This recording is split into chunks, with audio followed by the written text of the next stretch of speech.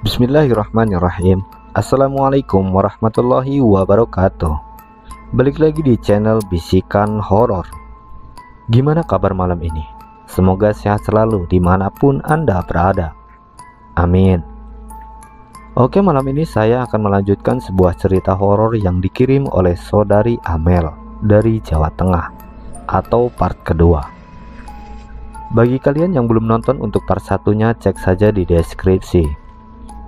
Kisah ini katanya benar-benar dialaminya sendiri, tentang bagaimana ia hampir dijadikan korban tumbal oleh keluarganya demi pesugihan usaha keluarga. Sekali lagi, di dalam cerita ini nama Amel disamarkan, jadi kita sebut saja namanya Maya. Oke, sebelum kita lanjut, yang belum subscribe jangan lupa subscribe dan tekan juga lonceng notifikasinya agar tidak ketinggalan cerita-cerita seram dari channel ini. Daripada penasaran bagaimana kisahnya Amel, untuk kelanjutannya langsung saja ke ceritanya.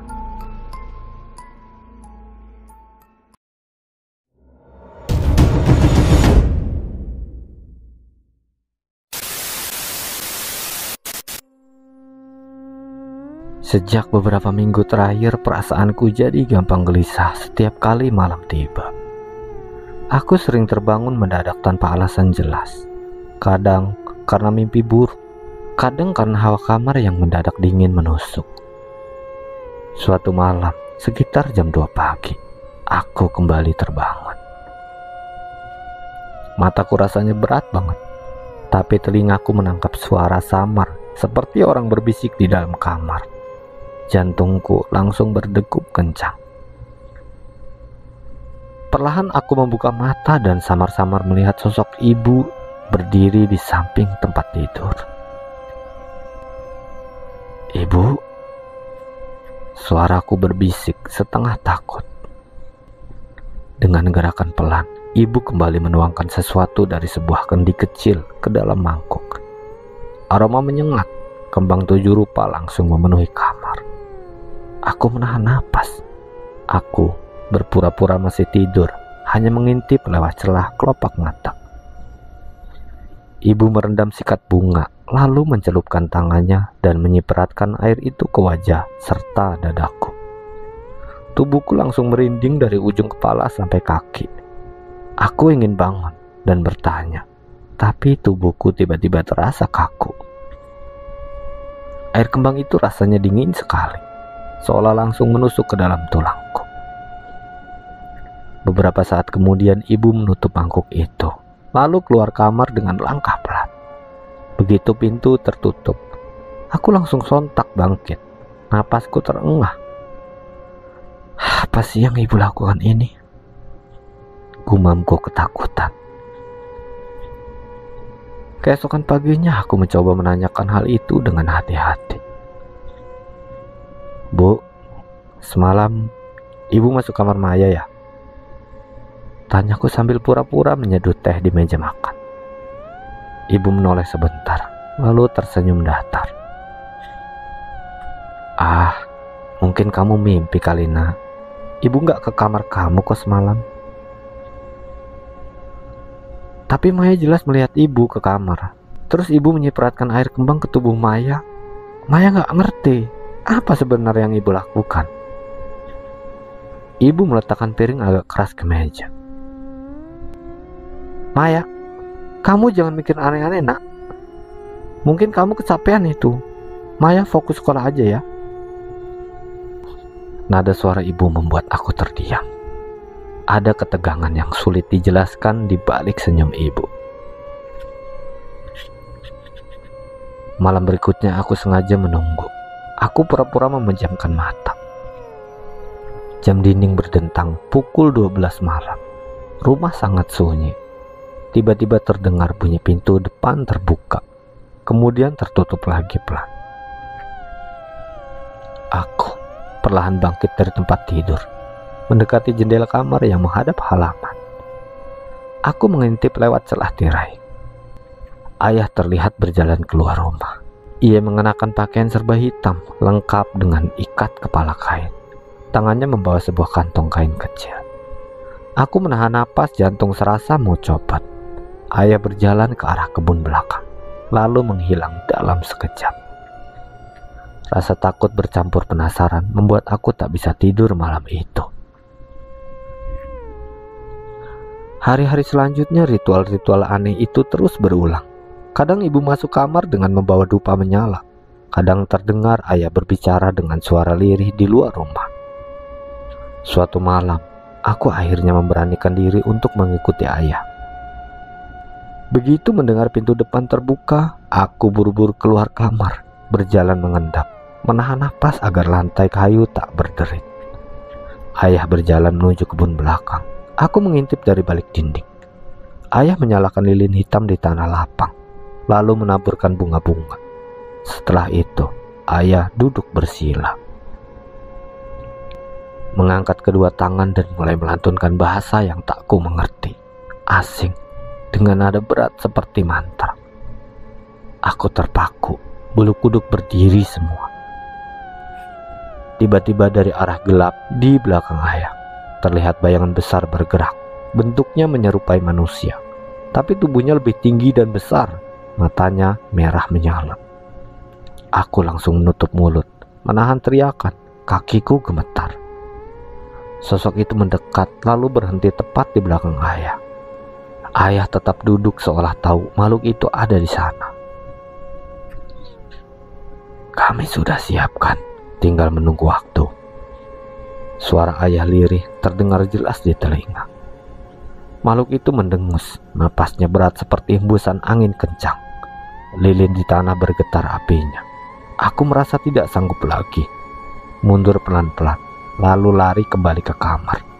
Tubuh lemas, wajahku pucat pasi. Keesokan paginya aku duduk termenung di meja makan. Maya, kenapa kok kelihatan lesu begitu? Badanmu gak enak lagi, nak? Tanya ibu. Aku hanya menggeleng, menunduk dalam hati, ingin sekali bertanya. Kenapa ayah dan ibu melakukan semua ini? Tapi lidah rasanya keluh. Sejak malam itu aku semakin takut tinggal di rumah. Rasanya rumah yang dulu penuh kasih berubah jadi tempat asing yang menyesakan. Setiap malam dihantui pikiran, apa sebenarnya rencana mereka? Kenapa aku yang selalu dilibatkan dalam ritual itu? Malam ketiga setelah kejadian itu aku kembali terbangun. Kali ini bukan karena suara, tapi karena sesuatu yang menetes lagi di dahiku. Pelan ku membuka mata dan melihat ibu. Iya, ibu berdiri lagi di samping ranjang, menuangkan lagi air kembang dari kendi ke tubuhku. Tangannya gemetar, matanya merah seolah kurang tidur. Ibu, hentikan! Aku berteriak sambil bangkit, mendorong tangan ibu. Ibu terkejut, kendi hampir jatuh. Maya, kamu jangan melawan. Kamu jangan melawan, nak. Ini semua untuk kebaikan kita. Kebaikan apa, Bu? Aku malah sakit terus. Aku gak mau kayak gini. Ibu menatapku tajam. Senyum samar muncul di bibirnya. Kamu gak bakal ngerti sekarang. Nanti kamu akan tahu. Semua ini demi keluarga kita.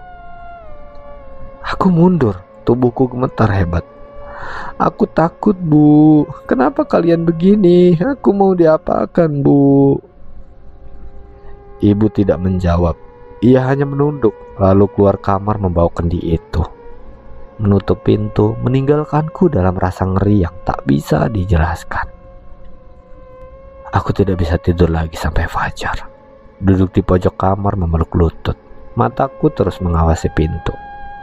Dalam hati, ada sesuatu yang jauh lebih gelap daripada yang kubayangkan. Dan entah bagaimana aku merasakan diriku yang jadi pusat dari semua ritual itu. Malam itu rumah benar-benar sangat sepi.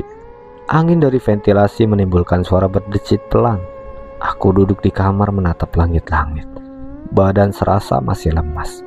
Bekas dari sakit yang belakangan gak kunjung sembuh. Tapi bukan itu yang membuatku resah malam ini.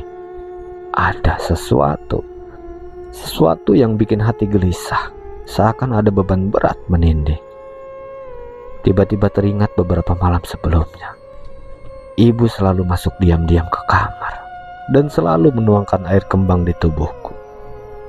Ayah pun sering keluar rumah dengan pakaian serba hitam. Semua itu gak bisa aku cerna. Ada apa sebenarnya dengan keluargaku? Aku menarik selimut, tapi telingaku menangkap suara samar dari ruang tamu. Ayah. Iya, itu suara ayah. Aku refleks bangun, menyingkap tirai kamar dan perlahan membuka pintu, menempelkan telinga ke arah lorong. Besok malam, waktunya sudah dekat. Suara ayah terdengar berat tegas. Kalau tumbalnya gagal, semuanya akan hilang, Pak. Kekayaan ini bisa hancur seketika. Suara lain muncul, kali ini suara ibu. Suaranya gemetar tapi terdengar seperti sedang menahan sesuatu. Aku menahan napas. Kata itu, tumbal. Rasanya jantung seperti diperas. Tumbal, untuk apa? Dan siapa? Aku semakin merunduk di balik pintu, mendengar jelas setiap patah kata. Sekarang dia sering sakit lagi, Pak. Badannya semakin kurus. Apa itu tandanya sudah siap? Tanya ibu. Ayah terdiam lama sebelum menjawab. Ya, itu tandanya roh penjaga sudah mulai menagih. Jangan khawatir. Kalau semuanya lancar, kita nggak perlu takut miskin lagi. Kalau gagal gimana, Pak? Suara ibu gemetar. Ayah menghela napas panjang. Kalau gagal, kita bukan hanya sekedar jatuh miskin, tapi nyawa kita juga jadi taruhannya. Aku menutup mulut rapat-rapat, berusaha menahan jeritan. Lututku lemas, tangan dingin, keringat dingin bercucuran di pelipis. Aku yang dimaksud. Maksud mereka aku tumbalnya. Aku mundur pelan, berusaha kembali ke kamar tanpa suara. Tapi tiba-tiba papan lantai kayu di bawah kaki berbunyi. Krak! Siapa itu? Suara ayah langsung meninggi. Aku terperanjat, tanpa berpikir panjang berlari ke kamar menutup pintu dan menahan napas. Jantung berpacu kencang seperti mau copot. Dari luar terdengar langkah kaki berat mendekat. Ayah, kamu belum tidur? Suara ayah datar. Buru-buru berbaring, menutup tubuh dengan selimut. Aku pura-pura tidur. Pintu kamar berderit terbuka perlahan. Dari balik selimut, bisa merasakan cahaya lampu menyinari wajahku. Degup jantungku semakin keras, mencium aroma dupa samar yang terbawa bersama napas ayah. Lalu terdengar suara ayah bergumam. Tidurlah nak, sebentar lagi semuanya selesai. Pintu ditutup kembali, aku menggigit bibir, menahan air mata. Setelah yakin suara langkah ayah menjauh, aku menangis pelan di bawah selimut. Keesokan harinya aku duduk sendirian di teras. Mataku sembab karena kurang tidur. Dalam hati masih gak percaya dengan apa yang ku dengar semalam. Ibu keluar membawa teh. Maya, ini minum dulu nak, biar segar. Aku menatap gelas itu dengan tatapan curiga. Pasti dicampur sesuatu, pikirku. Aku mengambil gelas itu dengan tangan gemetar, tapi tidak langsung ku minum. Bu, kemarin malam ibu ngobrol apa sama ayah? Kok serius amat? Suaraku pelan tapi menusuk. Ibu terdiam sejenak, lalu tersenyum canggung. Ngobrol apa nak? Ayah sama ibu gak ngobrol apa-apa. Emang ada apaan? Aku menatap ibu tajam. Maya dengar bu, tentang tumbal kan? Itu apa maksudnya bu? Wajah ibu langsung pucat. Gelas di tanganku bergetar hampir jatuh. Ibu buru-buru menutup mulutku. Hush, jangan keras-keras, ayahmu bisa dengar. Aku tepis tangan ibu. Jawab pertanyaan Maya, Bu. Apa Maya yang akan dijadikan tumbal untuk kekayaan kalian, kan? Ibu terdiam, matanya berkaca-kaca, tapi mulutnya tak sanggup mengucapkan sepatah kata apapun. Di saat itu, aku merasa jawabannya sudah jelas. Tubuhku bergetar hebat. Kenapa, Bu? Kenapa Maya? Kenapa harus aku? Maya ini anak kandung kalian, kan? Air mata ibu tumpah. Maya, ibu juga gak mau seperti ini, nak. Tapi semua sudah terlanjur. Ayahmu, ya, ayahmu, dia memilih jalan ini. Dan kalau kita berhenti sekarang, kita semua bisa mati. Aku langsung terduduk lemas. Dunia seakan runtuh di hadapan. Cinta dan kasih sayang yang selama ini kupercaya ternyata hanya ilusi. Malam berikutnya aku tidak bisa tidur sama sekali. Setiap kali memejamkan mata, selalu teringat suara ayah. Kalau tumbalnya gagal, kita semua akan mati. Sambil memeluk bantal erat-erat, berusaha menenangkan diri. Tapi semakin ku berusaha, semakin jelas suara itu terngiang. Tiba-tiba jendela kamar bergetar sendiri, seperti diketuk dari luar. Aku mendekat dengan langkah ragu. Saat tirai tersibak, aku melihat bayangan besar hitam dengan mata merah menyala. Makhluk yang sama seperti di mimpi. Maya. Suara itu berat, bergema. Aku menutup jendela sambil menjerit tertahan. Badanku jatuh terduduk di lantai. Keesokan harinya aku tidak bisa lagi berpura-pura. Aku tahu waktunya tidak banyak. Kalau aku tetap di rumah ini, cepat atau lambat aku akan jadi korban. Kutulis catatan kecil di buku harian. Kalau aku tiba-tiba hilang atau mati, itu bukan kecelakaan. Itu karena aku dijadikan tumbal oleh keluargaku sendiri. Tanganku bergetar saat menulis. Air mata menetes membasahi halaman. Kututup buku itu rapat-rapat, disembunyikan di bawah kasur. Lalu aku duduk di tepi ranjang, menatap kosong ke arah pintu kamar yang tertutup. Di kepala hanya ada satu pikiran. Aku harus pergi dari rumah ini sebelum semuanya terlambat. Malam itu aku benar-benar tidak bisa tidur. Kata-kata yang kudengar selalu terngiang-ngiang di kepalaku. Kalau tumbalnya gagal, kita semua akan mati. Itu saja yang selalu ada dalam pikiranku. Degup jantung tak pernah tenang. Aku berbalik ke kanan, lalu ke kiri. Setiap kali aku menutup mata, wajah makhluk besar hitam itu muncul. Tubuhku menggigil, peluh dingin membasahi pelipis. Selalu terpikirkan, apa aku yang dimaksud tumbal itu? Aku berbisik sendiri, mata mulai berkaca-kaca. Kenapa harus aku? Kenapa orang tua aku tega melakukan ini padaku? Aku bangun menoleh ke arah pintu kamar. Sunyi. Hanya suara jam dinding yang terdengar. Namun tiba-tiba suara langkah kaki pelan terdengar dari luar kamar. Aku menahan napas. Suara itu berhenti tepat depan pintu. Seperti seorang berdiri di sana. Aku buru-buru menutup mata pura-pura tidur. Pintu terbuka sedikit. Dari celah kecil aku melihat cahaya redup dari lorong.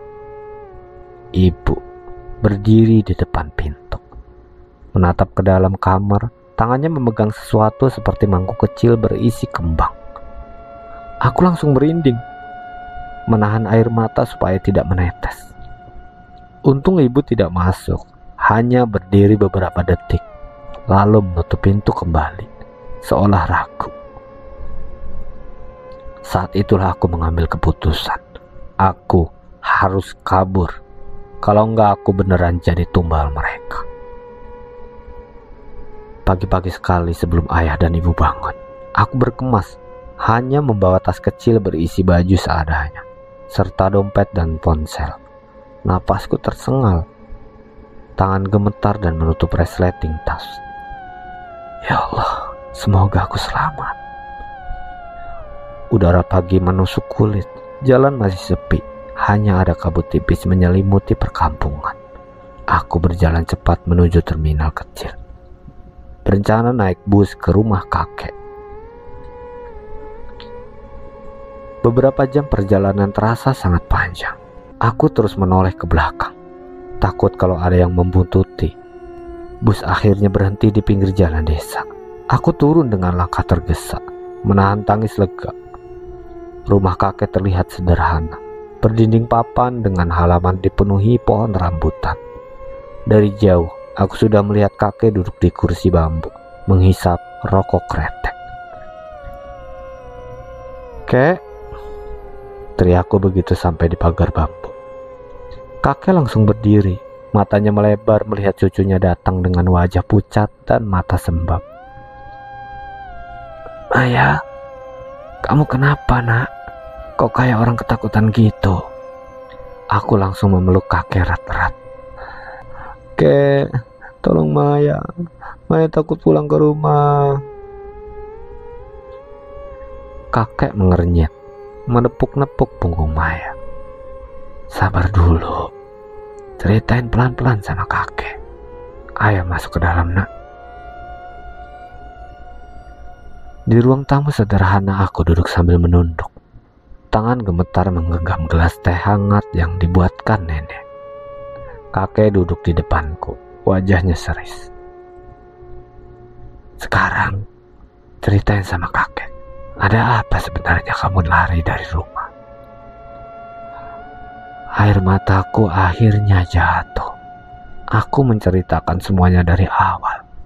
Tentang keluargaku yang tiba-tiba kaya, tentang suara-suara aneh yang di rumah, tentang tubuhku yang sering sakit, tentang ibu yang menuangkan air kembang di tubuhku, sampai akhirnya mendengar percakapan soal tumbal.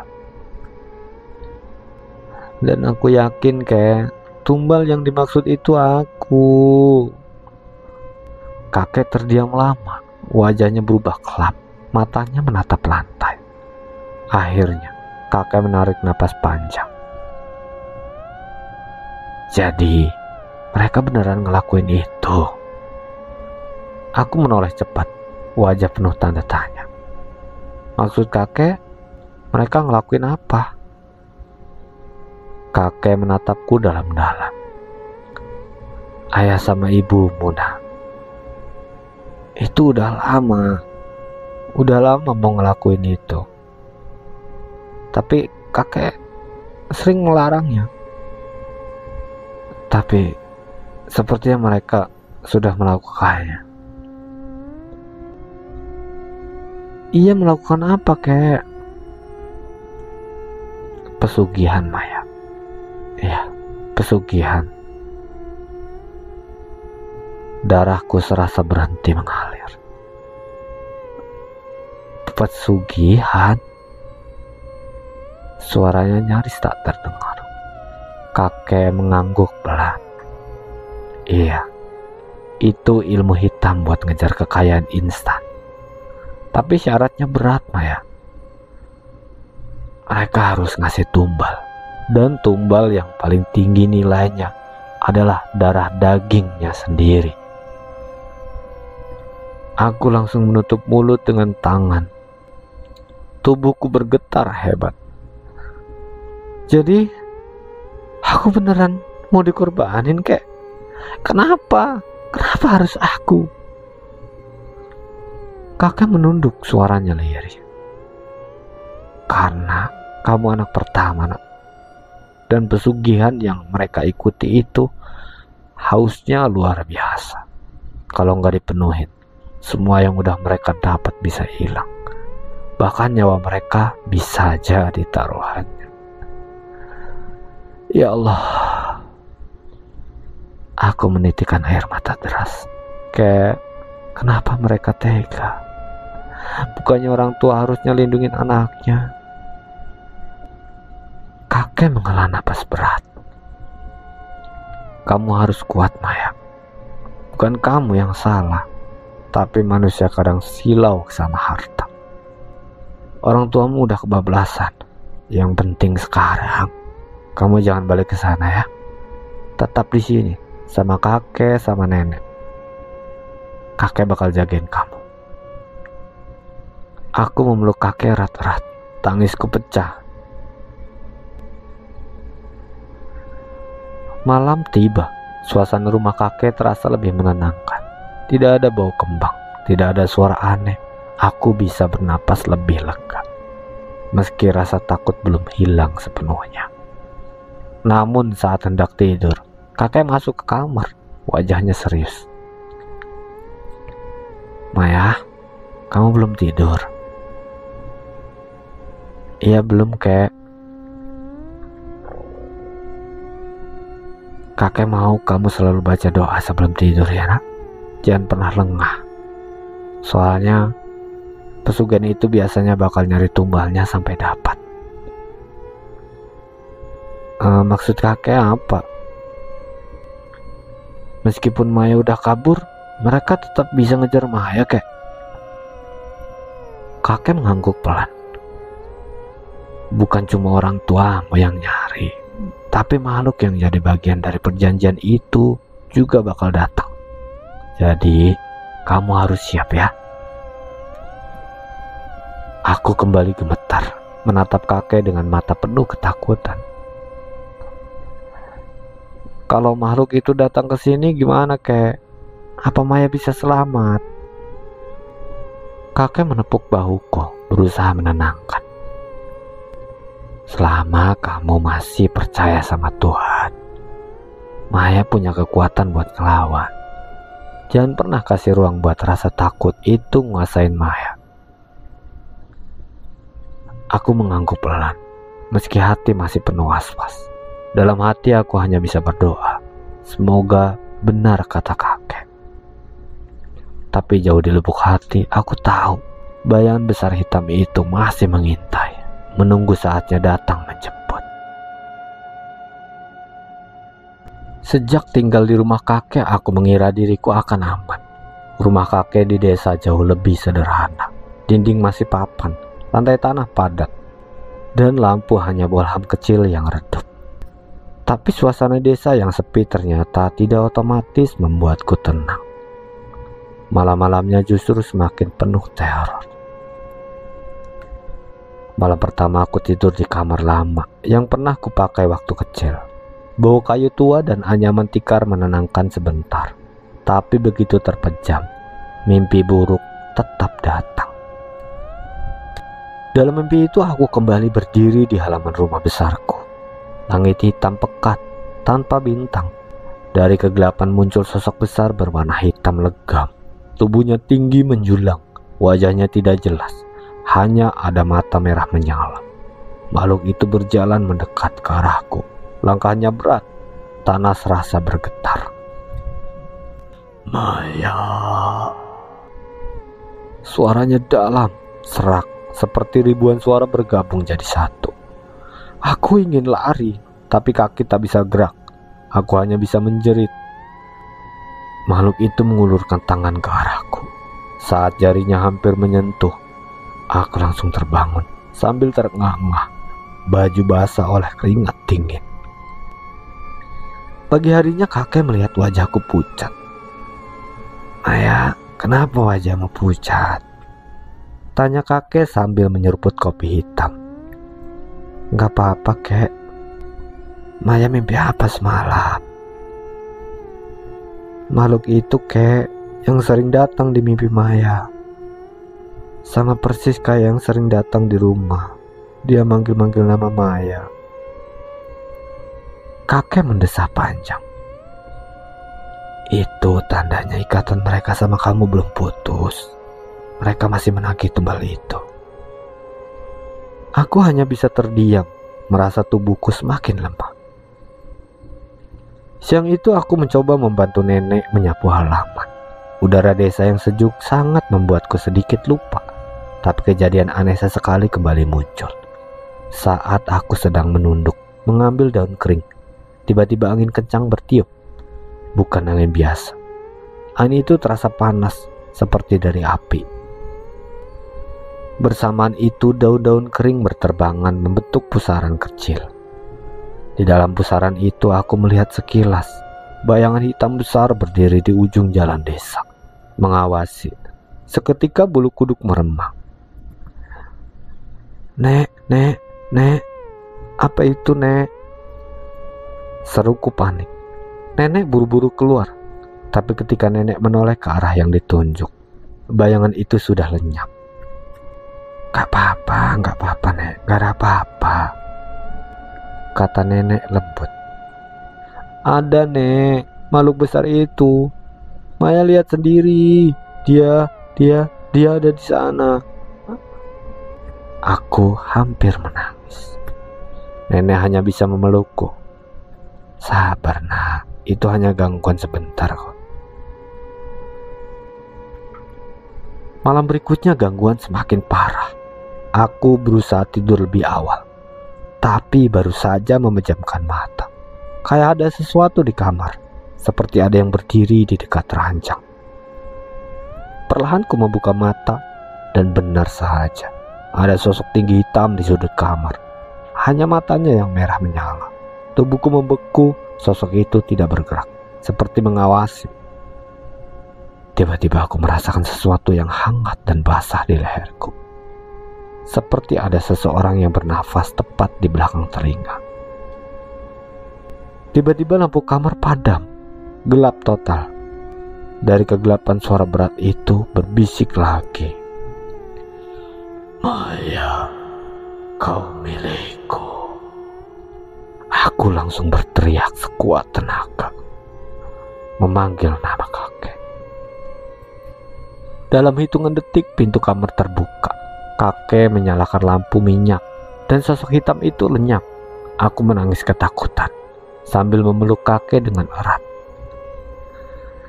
Kek, Maya gak kuat lagi. Makhluk itu selalu muncul dimanapun. Kakek membelai kepalaku. Tenang, Maya harus kuat ya. Mereka semakin kuat jika Maya ketakutan. Beberapa hari kemudian aku benar-benar mengalami kejadian nyaris mencelakaiku.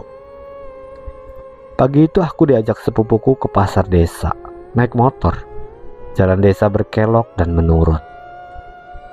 Tapi biasanya aman saja. Namun di tengah jalan sepi, tiba-tiba aku merasakan dorongan aneh. Seolah ada yang menekan pundakku dengan keras, membuat tubuhku miring ke arah roda. Woi Maya, pegangan yang benar, teriak sepupuku. Motor oleng parah, hampir saja kami jatuh ke jurang kecil di sisi jalan. Untung sepupuku cepat menyeimbangkan motornya. Aku terdiam pucat, tubuhku gemetar. Ada apa sih? Kok tiba-tiba berat banget badanmu? Tanya sepupuku dengan kesal. Maya gak tahu, Kak. Tadi kayak ada yang dorong Maya ke arah bawah. Sepupuku langsung merinding, tapi mencoba menenangkan keadaan. Udah, jangan ngomong gitu bikin aku takut aja. Sejak kejadian itu aku semakin yakin kalau makhluk itu benar-benar ingin membawaku. Malam hari aku kembali mimpi buruk. Kali ini lebih jelas. Aku berada di sebuah ruangan gelap. Di depannya ada sesajen, kepala kambing, bunga 7 rupa, dan kendi berisi darah. Sosok besar hitam itu berdiri di belakang sesajen. Kau yang terpilih, katanya sambil menunjuk ke arahku. Tidak ada jalan keluar. Darahmu sudah terikat. Saat makhluk itu melangkah mendekat, aku merasakan tubuhku tercekik. Sontak, aku terbangun sambil menggap-menggap. Tanganku memegang leherku sendiri. Anehnya di kulit leher ada bekas merah panjang, seperti bekas cengkraman.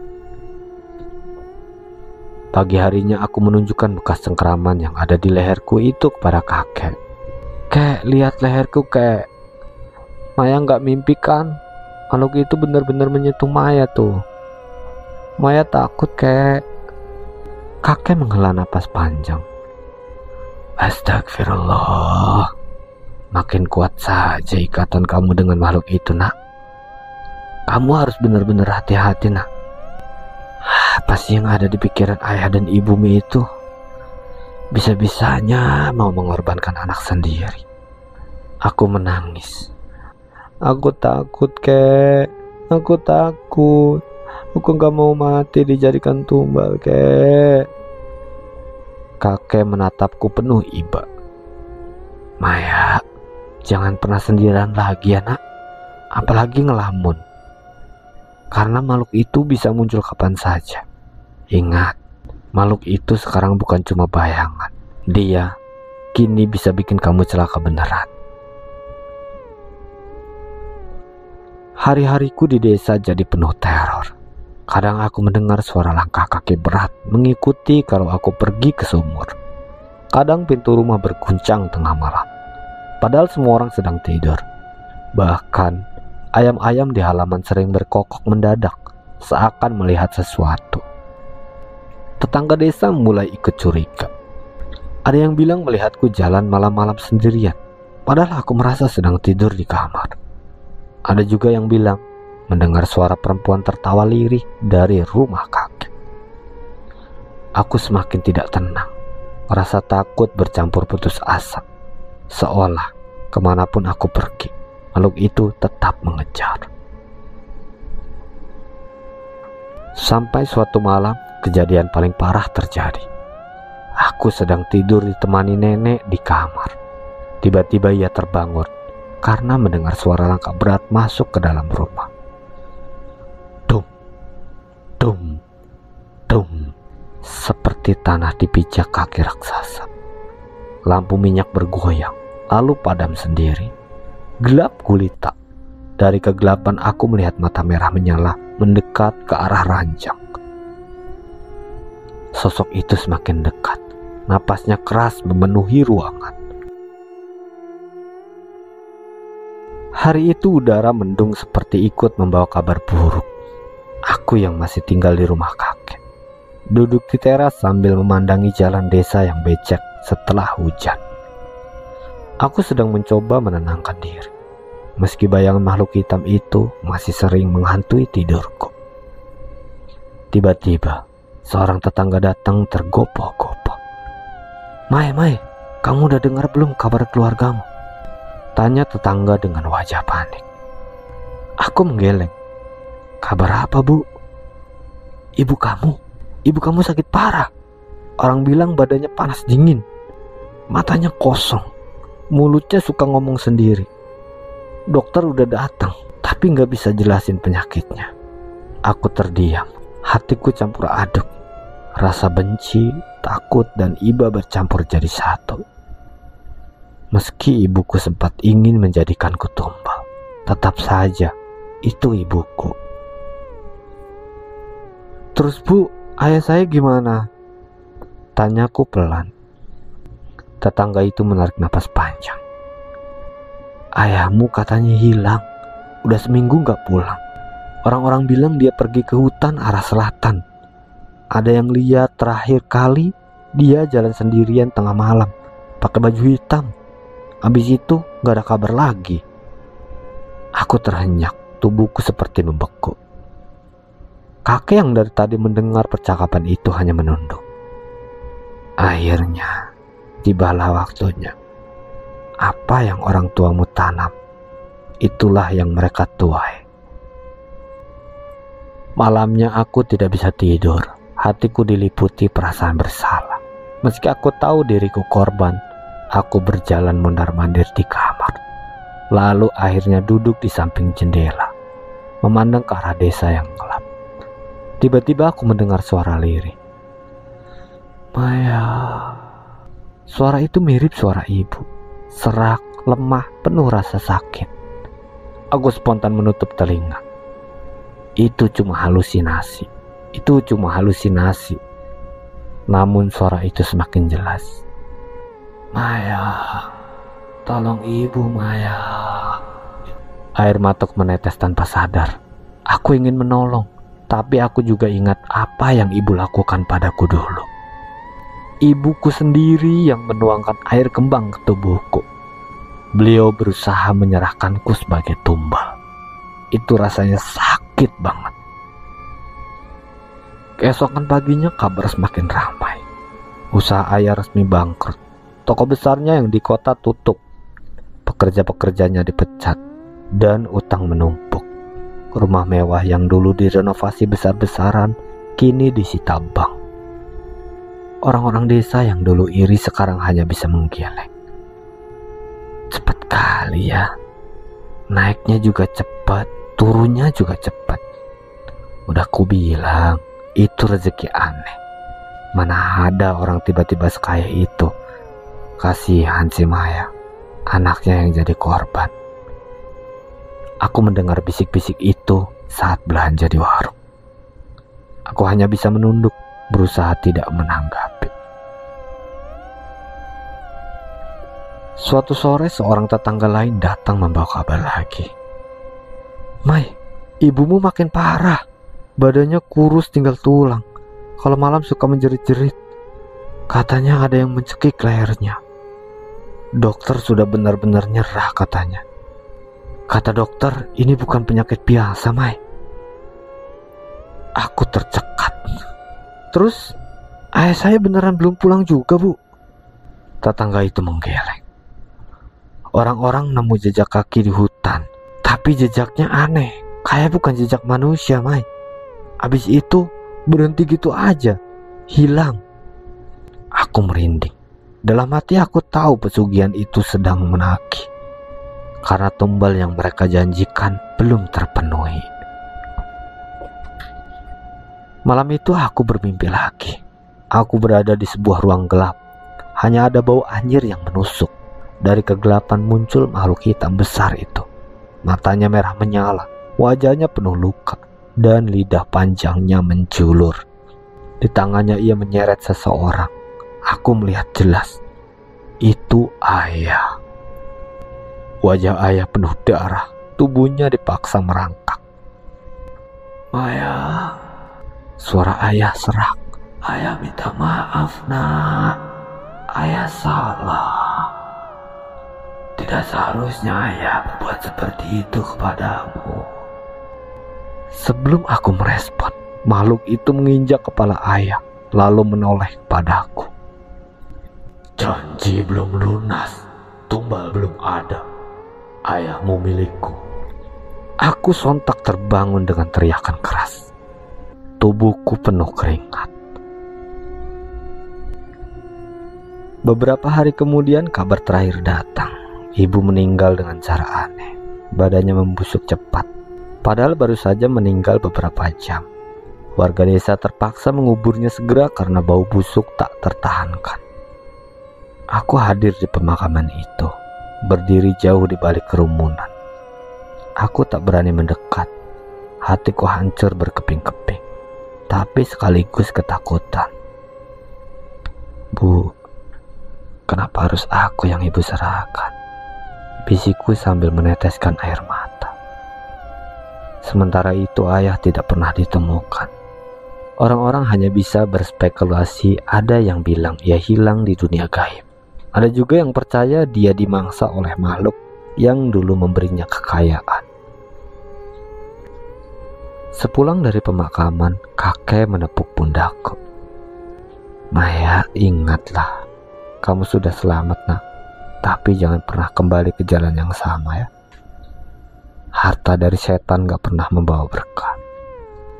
Aku mengangguk dengan mata sembab. Tapi kek, kalau makhluk itu masih mencariku bagaimana? Maya masih sering bermimpi tentang makhluk itu, kek. Kakek menarik napas panjang. Makhluk itu akan terus menagih, karena bagi mereka janji adalah ikatan. Tapi jangan takut ya.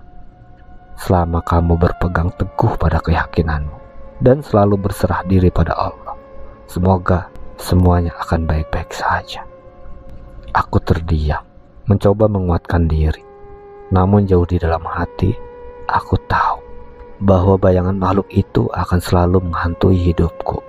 Dan benar, malam itu aku kembali mendengar suara berat di telinga. Maya.